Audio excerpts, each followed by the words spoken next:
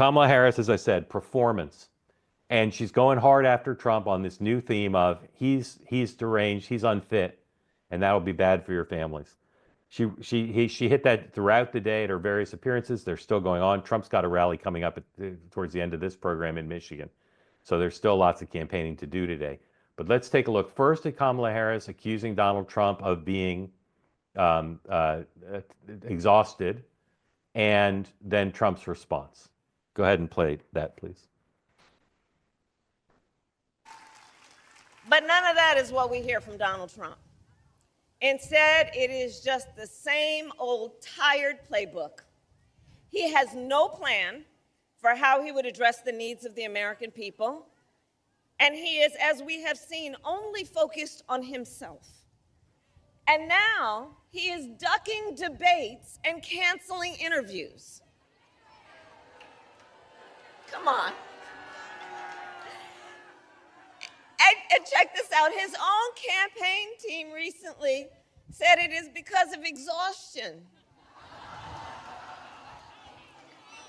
Well, if you are exhausted on the campaign trail, it raises real questions about whether you are fit for the toughest job in the world. Come on. Come on. How do you think this affects the border?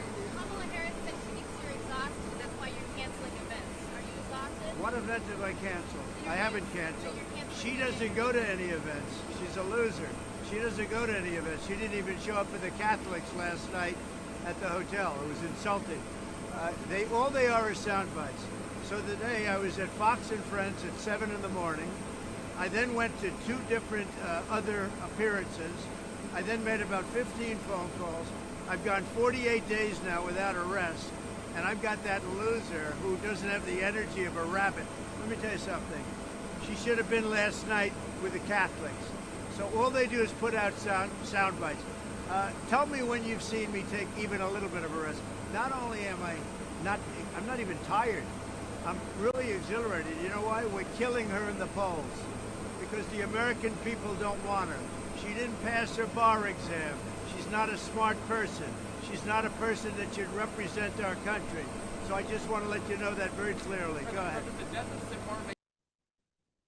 So a few things about that. First of all, one of my things that I detest is when campaigns of either side take blind quotes from articles and act like it was like a public announcement. His campaign did not announce he was exhausted.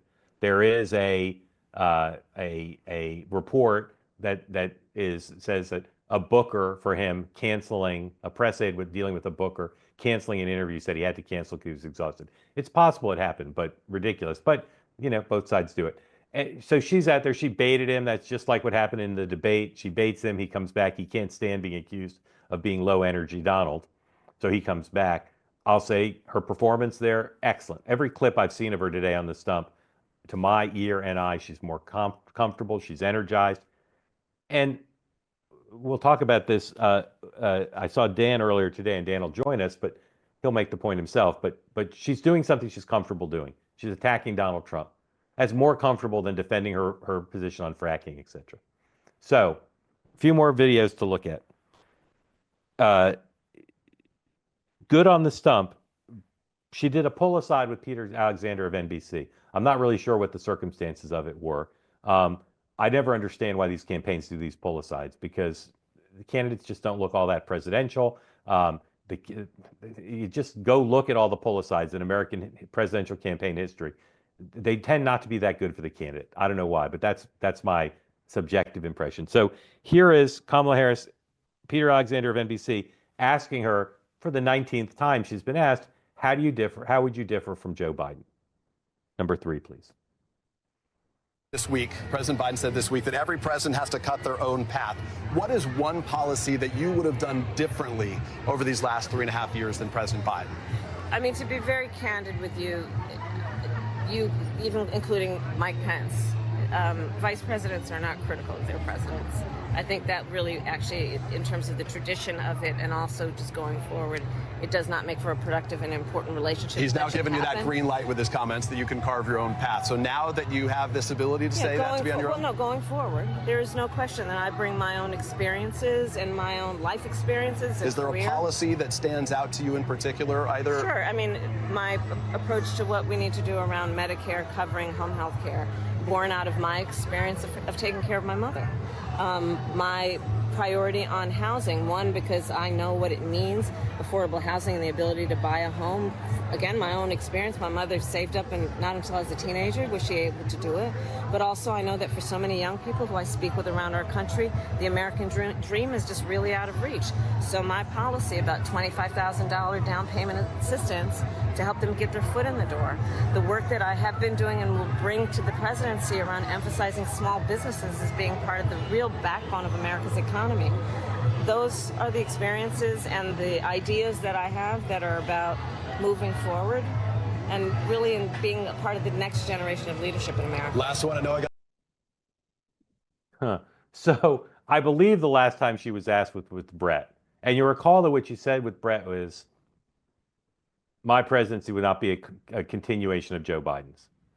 A pretty strong rhetorical break, no specifics, but a pretty strong rhetorical break. And I wondered after she said that, was that going to now be her refrain?